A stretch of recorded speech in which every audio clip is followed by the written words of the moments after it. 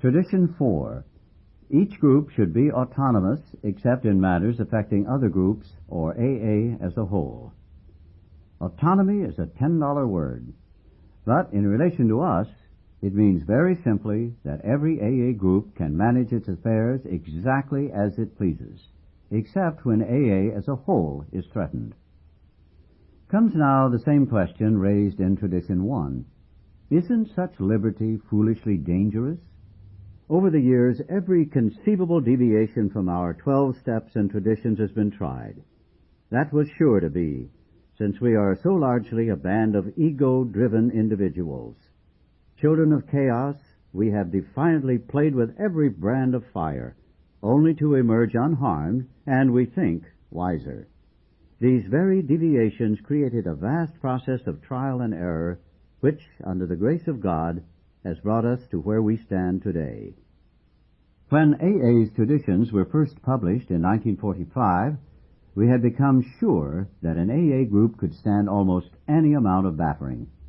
We saw that the group, exactly like the individual, must eventually conform to whatever tested principles would guarantee survival. We had discovered that there was perfect safety in the process of trial and error. So confident of this had we become that the original statement of AA tradition carried this significant sentence: any 2 or 3 alcoholics gathered together for sobriety may call themselves an AA group, provided that as a group they have no other affiliation. This meant, of course, that we had been given the courage to declare each AA group an individual entity, strictly reliant on its own conscience as a guide to action. In charting this enormous expanse of freedom, we found it necessary to post only 2 storm signals.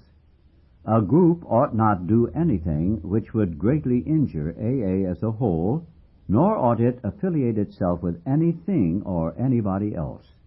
There would be real danger should we commence to call some groups wet, others dry, still others Republican or Communist, and yet others Catholic or Protestant. The AA group would have to stick to its course or be hopelessly lost. Sobriety had to be its sole objective. In all other respects, there was perfect freedom of will and action. Every group had the right to be wrong. When AA was still young, lots of eager groups were forming.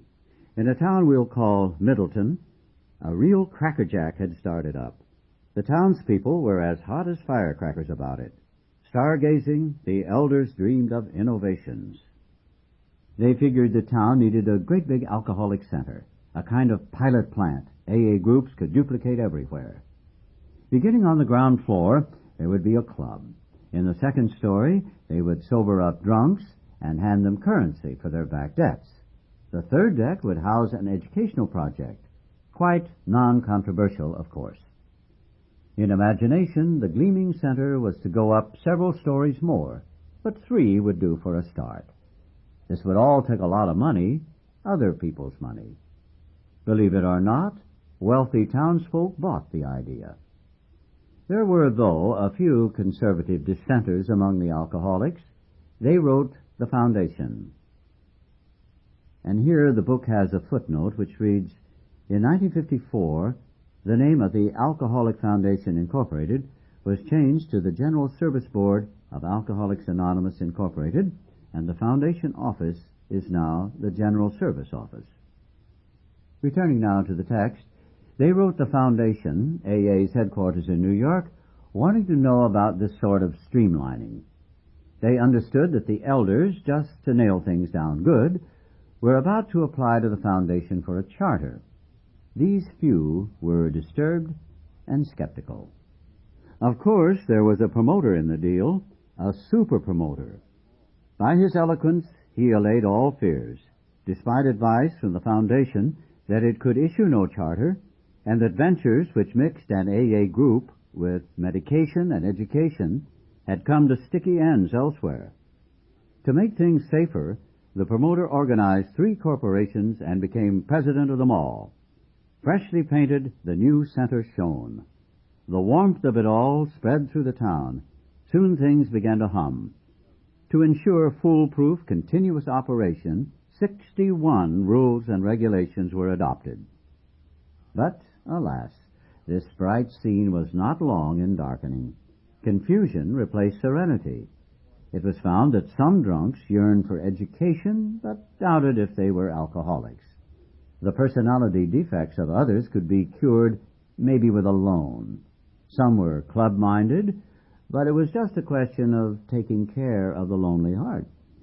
Sometimes the swarming applicants would go for all 3 floors. Some would start at the top and come through to the bottom, becoming club members. Others started in the club, pitched a binge, were hospitalized, then graduated to education on the 3rd floor. It was a beehive of activity, all right, but unlike a beehive, it was confusion compounded. An AA group as such simply couldn't handle this sort of project. All too late, that was discovered. Then came the inevitable explosion. Something like that day the boiler burst in Wombley's clapboard factory. A chill choke damp of fear and frustration fell over the group. When that lifted, a wonderful thing had happened. The head promoter wrote the foundation office. He said he wished he'd paid some attention to AA experience. Then he did something else that was to become an AA classic. It all went on a little card about golf score size. The cover read, Middleton Group Number 1, Rule Number 62. Once the card was unfolded, a single pungent sentence leaped to the eye. Don't take yourself too damn seriously. Thus it was that under Tradition 4, an AA group had exercised its right to be wrong. Moreover, it had performed a great service for Alcoholics Anonymous, because it had been humbly willing to apply the lessons it learned. It had picked itself up with a laugh and gone on to better things. Even the chief architect, standing in the ruins of his dream, could laugh at himself. And that is the very acme of humility.